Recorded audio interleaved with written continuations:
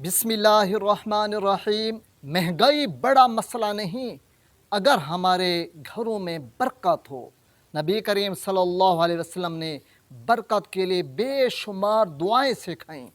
दरूद पाक में हम पढ़ते हैं, अल्लाहुम्मा बारिक अला मुहम्मद व अला आलि मुहम्मदिन कमा बारकता अला इब्राहीम व अला आलि इब्राहीम इन्नका हमीदुम मजीद। इसमें भी बरकत का जिक्र है और कई जगहों पर अल्लाहुम्मा हदिनी फ़ीमन हदैत व आफ़िनी फ़ीमन आफ़ैत व तवल्लनी फ़ीमन तवल्लैत व बारिक ली फ़ीमन आतैत। इस दुआ में भी बरकत का जिक्र है। हमारे घरों में बरकत आ जाए। अगर आप चाहते हैं कि आपके घरों में बरकत हो, आपके रिज़्क़ में, माल में बरकत हो, आपको किसी के सामने हाथ ना फैलाना पड़े, तो यह वीडियो देखें और यह 10 काम करें। इंशाअल्लाह आपके घरों में बरकत ऐसी आएगी कि बारिश की तरह रिज़्क़ बरसेगा। और मज़े की बात यह है कि यह जो काम है इन पर कोई ख़र्चा नहीं।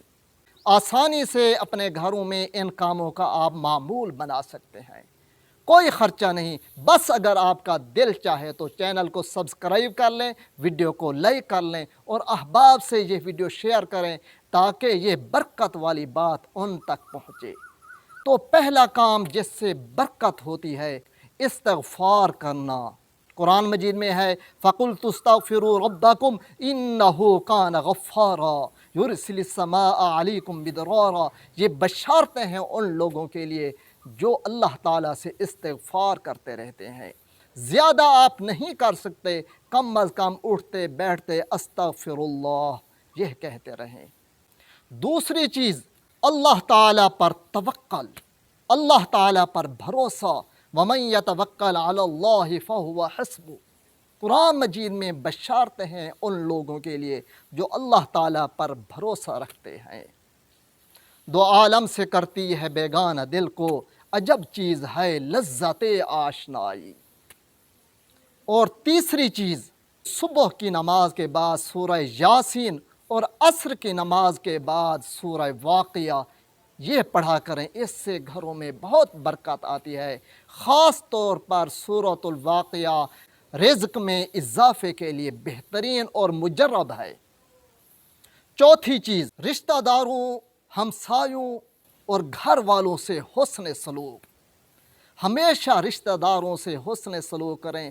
कई अहादीस में यह बात समझाई गई है कि रिश्तेदारों से हुस्न सलूक करने से रिज़्क़ में हत्ता के उम्र में भी इजाफ़ा होता है। और पाँचवीं चीज़, छोटे से छोटे हर जायज़ काम के शुरू में बिस्मिल्लाहिर्रहमानिर्रहीम पढ़ें। ये कुरान मजीद की आयत भी है, गोया आप कुरान मजीद पढ़ रहे हैं। इससे घर में बरकत होती है। और छठी चीज़, अल्लाह ताला का शुक्र अदा करना। अल्लाह ताला कुरान मजीद में फरमाता है, लइन शकरतुम लअज़ीदन्नकुम। अगर तुम मेरा शुक्र अदा करोगे तो मैं तुम्हें मज़ीद दूँगा और मज़ीद की कोई इंतहा नहीं। हम अपनी इस्तिताअत वुसअत के मुताबिक शुक्र अदा करेंगे और अल्लाह ताला अपनी ताकत के मुताबिक अता फरमाएगा और उसकी ताकत बेबहा बेइंतहा है। सातवीं चीज़, ये हदीस में इसका सबूत है, नमाज चाश्त।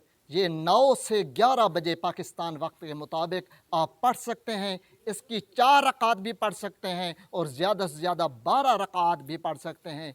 यह तजर्बे शुदा चीज़ है कि इससे रिज़्क़ में इजाफ़ा होता है, गुर्बत ख़त्म हो जाती है। आठवीं चीज़, 5 वक्त नमाज की पाबंदी कीजिएगा। कुरान मजीद में है, वस्तईनु बिस्सब्रि वस्सलाह।